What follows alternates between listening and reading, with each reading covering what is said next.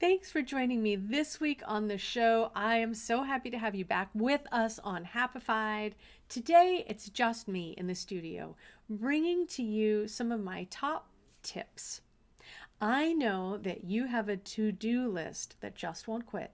So I'm not here to give you more tips to add overwhelm and more frustration to your life. I've got some do's and don'ts that will help you lighten your load, change your perspective, make sure you are aligned and on track for success that is going to be magnetic in calling you forward.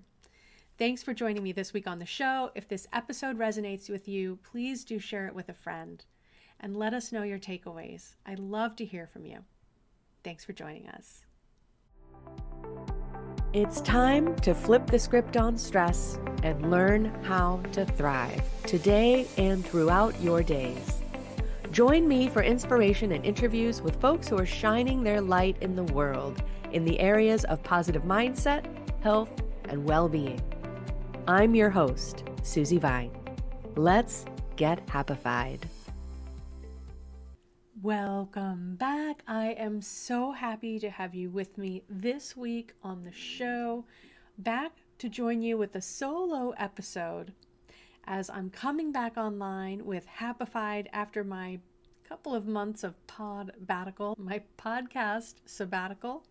I am thrilled to be back with you and sharing fresh ideas.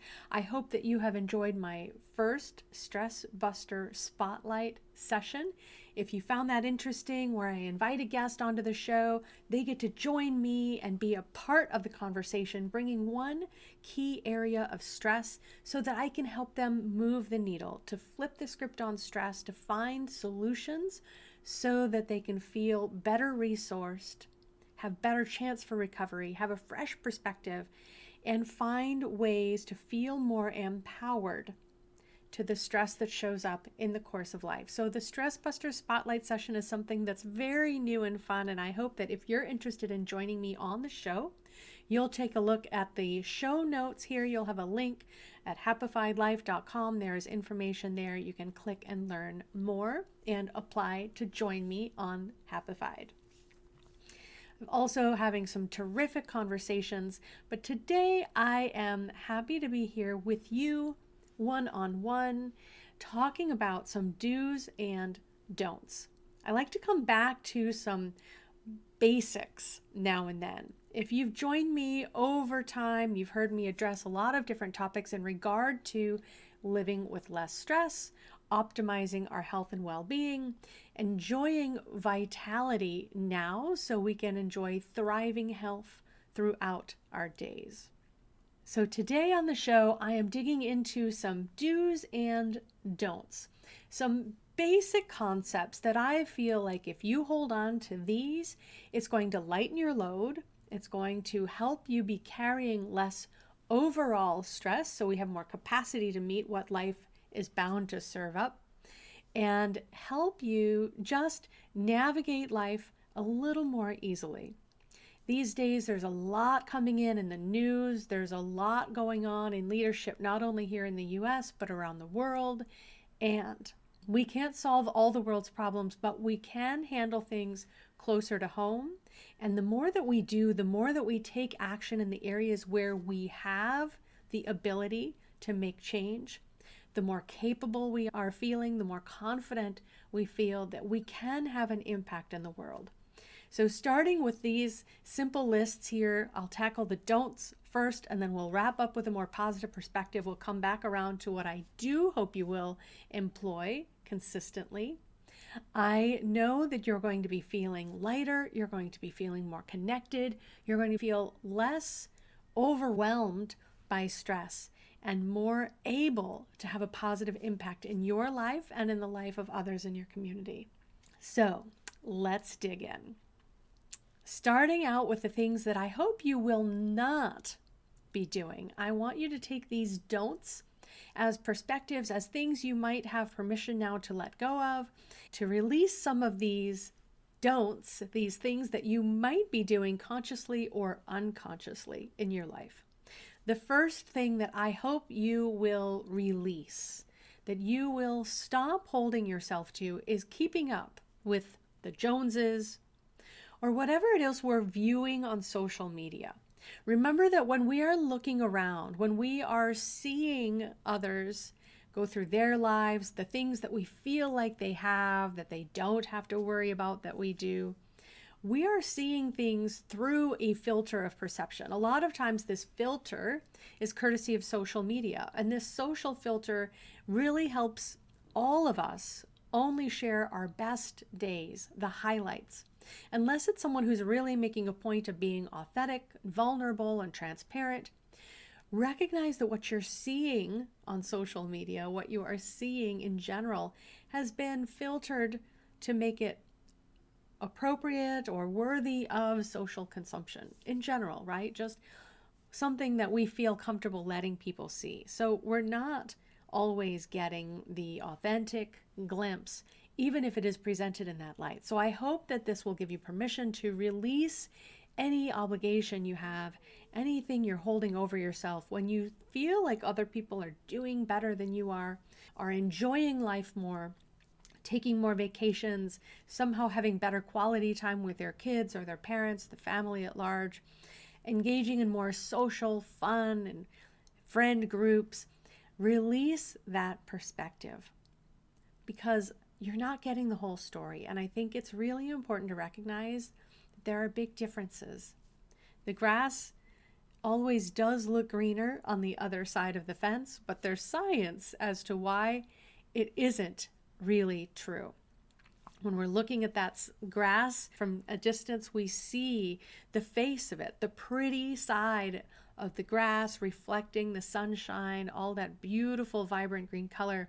When we're in that yard, when we're actually looking down into our own lawn, if you will, metaphorical lawn, we're seeing right through it. We don't see that pretty face, that presentational side that most people do. We're looking down through the grass. We're seeing the dirt and the bugs. We're seeing the bald spots in the lawn that you don't see from a distance when you've got the proper perspective.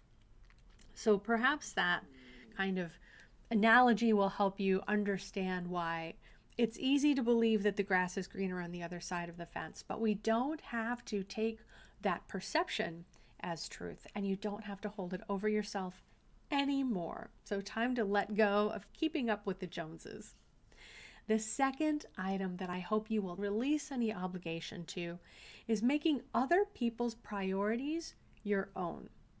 It is so easy to let others, whether they're bosses and supervisors at work, family, and dear ones that are close to us that have known us for so long and really do feel they have our best interests at heart, or friends, social groups.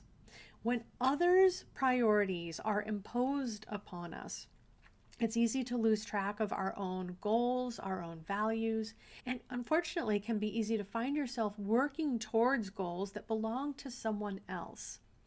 So it's most important to get clear on what is important to you, what your values are, what you're willing to show up for, what you take a stand for, what you're available for. And stop letting other people's priorities become your own.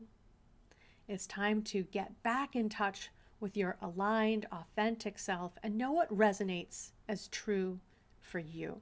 And hold on to that, no matter what influence, no matter what voices are trying to break through the static and command your attention. My second tip or takeaway for you is I hope that you will stop withholding rest. Don't treat rest and relaxation as a reward. It is something that everyone needs. It's one of those fundamental necessities of life, those three foundations of food, movement, and sleep. Rest is essential. When we give ourselves that opportunity to recover, we can release the impact of stress in our lives, fill our own cup, restore ourselves so that when stress happens again, we are ready. We have the capacity to meet it. We're finally recognizing the benefits of quality sleep and all of the ways in which sleep can be interrupted. But even taking a little power nap in the middle of the day, a short rest after lunch, if you have the opportunity or if you'd like to explore and see how this treats you, A 10-minute power nap is also very effective at giving your mind a break, creating some mental space, some opportunity for creative solutions to be made aware, and find resources and answers to the challenges that you're meeting. So don't treat rest as a reward or that carrot on the stick. When you finish everything on your to-do list, then you will treat yourself to some rest and relaxation. Look for ways to incorporate it, to be consistent with it, to, as you are tuning into the messages and the urges of your physical body, your emotional body, understand when your body is craving rest and look for ways to fulfill that need. I'd love to hear how that experiment goes for you and what benefits you experience as a result of giving yourself permission to rest. Next on my list of don'ts that I hope you are ready to release is stop eating for convenience on the regular. We all have very busy schedules, we have very busy lives, lots of demands, and especially if you do have a family at home, it can be a challenge to suit every palate, to come up with food that is healthy and wholesome for the whole family in the limited time that you have allotted. But there are wonderful ways to maximize your prep time, your shopping time. You can have groceries delivered, you can dig into food prep on the weekends so that you have ingredients prepared, healthy snacks prepared. You can enlist your family to do this with you. Let it be a bit of a bonding experience. Let other people help you take responsibility for these healthier meals, because whole foods are so much more nourishing, they're healthier, they're more bioavailable for us. A lot of times when we're craving food, it might very well be that you're dehydrated, that you simply need water. It can also be that the food that you're consuming is just not meeting your basic nutritional requirements, that your cells aren't getting all of the building blocks they need to restore themselves and to operate at maximum capacity. So by making a focus of getting food that features whole ingredients, eating food that is as close to the source as possible, eating within season when possible, eating locally when possible, eating organic when possible, using the Environmental Working Group's Dirty Dozen and Clean 15 list when you need to be more economical with your shopping dollars. But looking for these whole food ingredients gets you closer to complete nutrition. When we eat more plants and vegetables, those phytonutrients, especially in those vibrantly colored, when we're eating the rainbow, red, blue, purple, green vegetables, they bring to us so many more vitamins and minerals that when we're consuming those in whole foods are much more easily bioavailable. Our body can access and utilize those vitamins and those minerals much more efficiently than if we're trying to bridge the gap with supplements. So, in addition to giving yourself permission to rest, with a focus on eating more complete and whole natural foods, you're going to be finding yourself naturally feeling better, naturally having more energy, naturally having a healthier digestive system and more regular elimination. I encourage you to experiment with it, collaborate with friends if you can combine food preparations with friends or with family members to make that task a little more enjoyable and more beneficial with your own schedule. I can't wait to hear how that works for you. It takes some pivoting, it takes some adjusting. It might take some prioritization with other things on your calendar or to-do list in order to bring the focus back to eating nourishing foods. But I do hope that you will go by our wisdom from thousands of years ago and let food be your medicine. Another tip that I have for you that I hope you will stop doing is missing out on freebies, benefits, opportunities made available to you by your employer, by your workplace, perhaps by your insurance company if you are self-employed, or have other access to health insurance, workman's compensation plans, etc. More and more insurance companies who serve businesses are recognizing the deep value of stress management programs, access to 24/7 nurse hotlines so that you can get medical information without booking a doctor's appointment. Financial planning, financial wellness seminars, all kinds of topics are available in these employee assistance programs. Or if you look around, look for senior centers, community centers, adult continuing education programs, and extension programs from community colleges. There are so many free and low-cost opportunities to give yourself the information that you need, whether that is in the realm of eating healthier, of finding successful ways to manage stress and feel more restored and resilient. You can often find discounts through an employer or through groups you might already be a member of, AAA, locals discounts for parks, for memberships, for gyms, for fitness centers. Take advantage of what is available to you. Don't be missing out on benefits that are specific to your area, specific to your field of employment, to your employers. Look around and take advantage. Don't be asleep at the wheel. Don't miss out on these benefits that are available to you. The final don't that I want to leave you with, and this is a big one, especially with my own focus on positivity and feeling happier more often. Don't get distracted. Don't check out when it comes to consuming your news.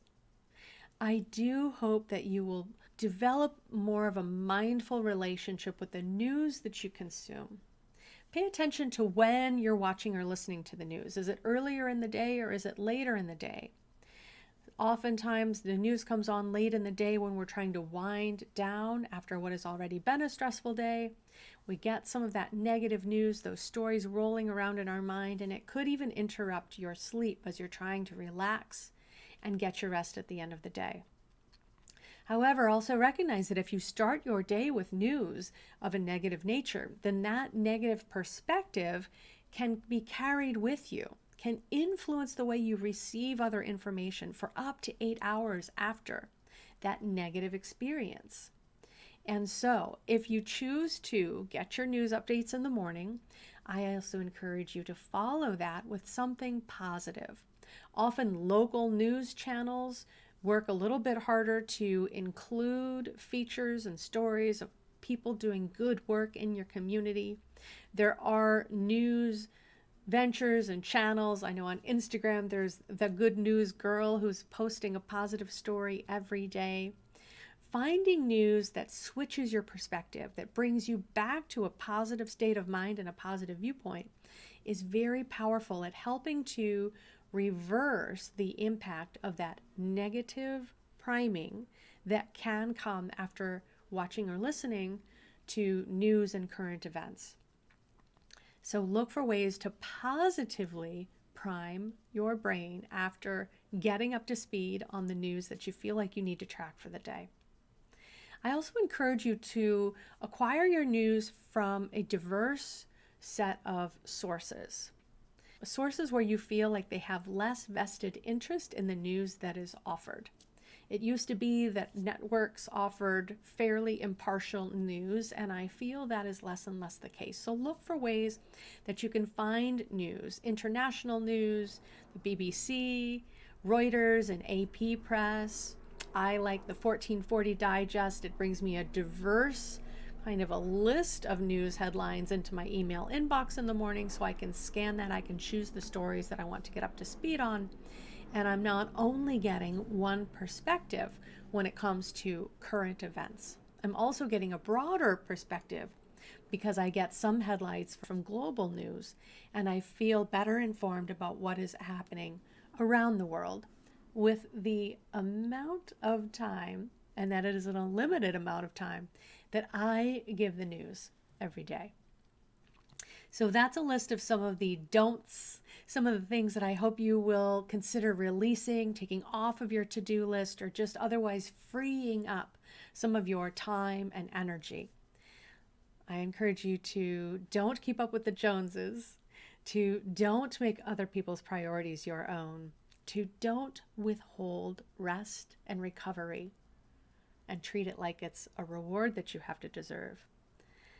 I encourage you to don't eat for convenience as a regular habit, and don't miss out on the benefits that are available to you through your insurance providers, your workplace, and your community. And finally, don't get overwhelmed by the bad news out there in the world. Look for ways to diversify and be mindful in your news consumption. Now let's come back around to some positives. What I hope that you will cultivate, call in, give a little more time and attention to. My first do for you, do get grounded. Do find opportunities to get yourself out into nature, barefoot as often as possible, at least 15 minutes a day, if you can swing it, gives you that chance to come into contact with the ground. On the surface of the earth, there are electrons that we can absorb through our skin if we're barefoot on the ground, if we're resting on the ground. And those electrons actually help to lower inflammation physically. And so many things that we do cause inflammation in our bodies and interrupt the ideal, the optimal function of our cells. So lowering inflammation, giving ourselves access to better rest, to less stress. These are some lovely benefits that come from simply getting reconnected to nature, looking for ways to ground outdoors when possible. The next do I would love for you to cultivate is do check in with yourself. Do start asking your body, your physical body, your emotional body, what do you need right now? If you feel your energy slump after lunch, if you're struggling to get energy in the mornings, if you're struggling to find a quiet mind in the evening at bedtime, get curious, ask yourself questions. And if you have trouble tuning into that voice, if you have trouble hearing an answer, try posing a follow-up question. If I knew the answer to this, what would it be? Sometimes you can sneak up on it sideways this way and get some surprising insights from asking yourself questions and being willing to listen for an answer. Strengthening the connection with that inner voice is fundamental. It helps you recognize when you are off track, when other people's priorities are outpacing your own, when you are overextending, giving too much of yourself, not meeting your basic needs. The more we cultivate this connection to the inner voice, the better we're able to hear, to understand what we need physically, emotionally, and mentally, so that we can ensure that our needs are met. We can ask people for the support that we need, and we have a better chance to recover and to restore our capacity for resilience. The next do I would love to see you include is do share kindness. Random acts of kindness have great benefit for everyone who's involved, not only for the recipient, but also for the giver. In the field of positive psychology, researchers find that people feel more positive after they do something kind for someone else. So it's a gift that gives to both the giver and the receiver. Look for ways to encourage people, to support others, to cheer them on, to share honest and positive feedback with them, and look for the way in which you feel better when someone receives what you have to offer and you feel heard, you feel appreciated. You have that clear perspective of them. Others can have a more clear perspective of you. They might just return some kindness your way. In general, the synchronicities do tend to start flowing as we are generous. Then there are more things coming in to us. And I know you're going to enjoy a lot of benefits if you start to build this practice of sharing kindness. Do play. do look for ways to include play, wonder, discovery in your schedule, even if your schedule is busy. And I'm sure it is. I can relate. Look for ways to bring in this opportunity for play, for engaging in hobbies, for other activities that are a diversion from work, that are a diversion from the duties that you typically have around your household. Look for ways to enjoy the process of learning, of discovery. As my guest, Amelia Nagoski, shared when she was on the show, when we were talking about the book Burnout, The Secret to Unliking the Stress Cycle, she, as a musician, was sharing the benefit of having hobbies that have nothing to do with music. Often we feel all of our time should go to constructive use, and a hobby should be beneficial to ourselves. An activity should be something that we can do excellently. And Amelia shared in that conversation the beauty of doing things that you're going to suck at.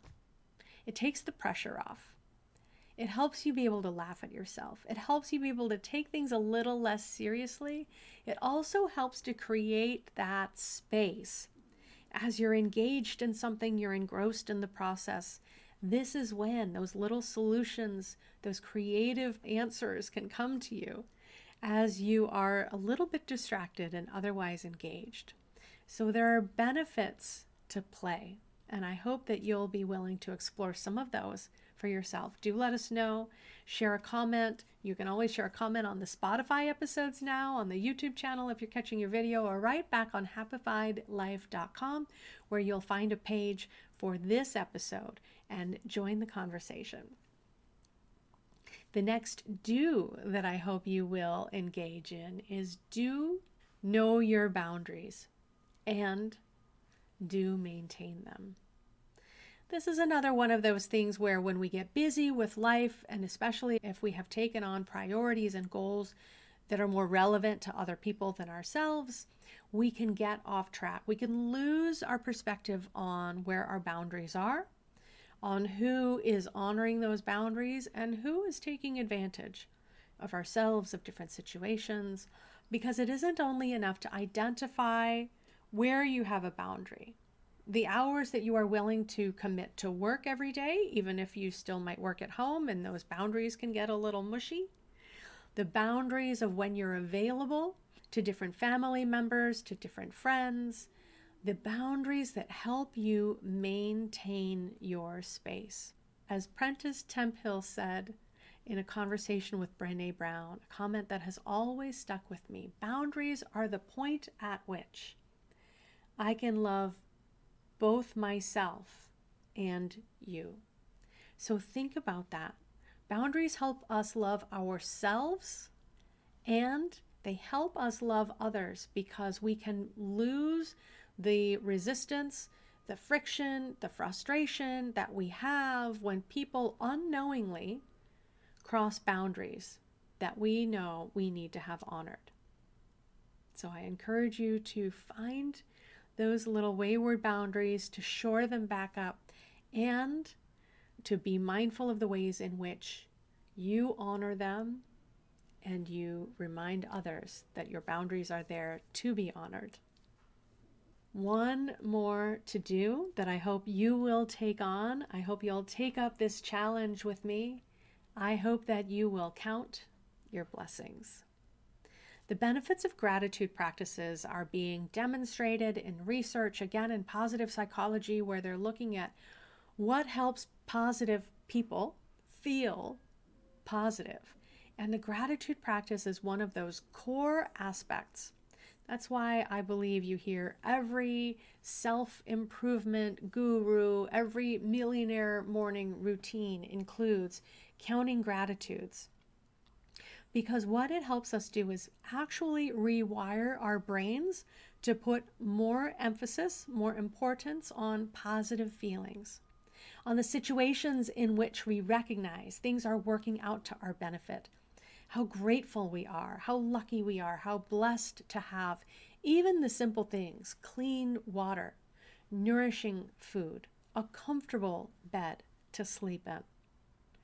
These gratitudes help our brain understand that we're not only responding to stress. That is what we're biologically wired for. That's why bad experiences are like Velcro and good experiences are like Teflon, because we learn by remembering those difficult situations.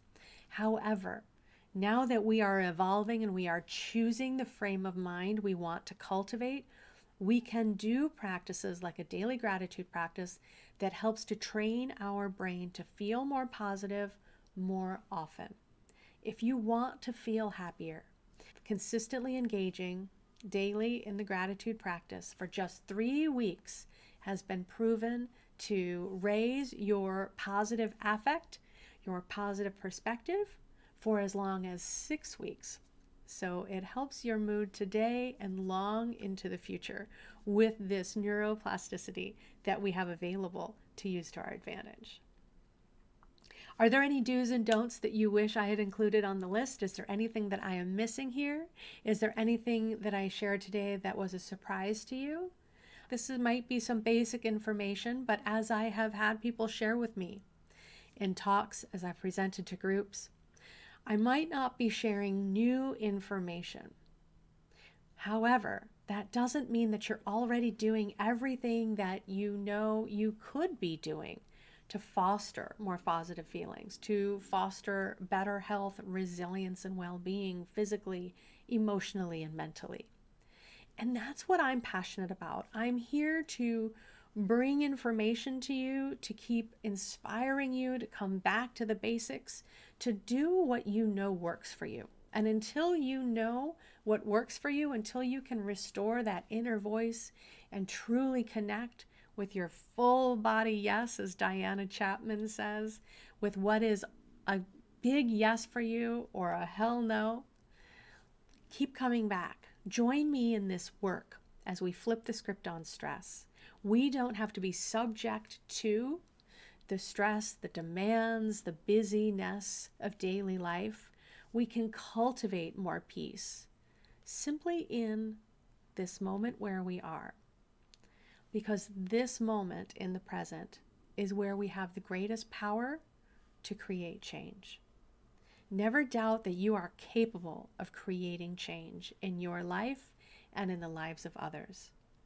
But start off small. Start off here with this little list that I covered today. Those do's that I shared are: do get grounded, get into nature as often as possible. Do check in with yourself, build that relationship with that inner voice. Turn up the volume there as you turn down the volume and everything else demanding your attention. Do share kindness with others. Do make time to play. Do know your boundaries and make sure they're being honored.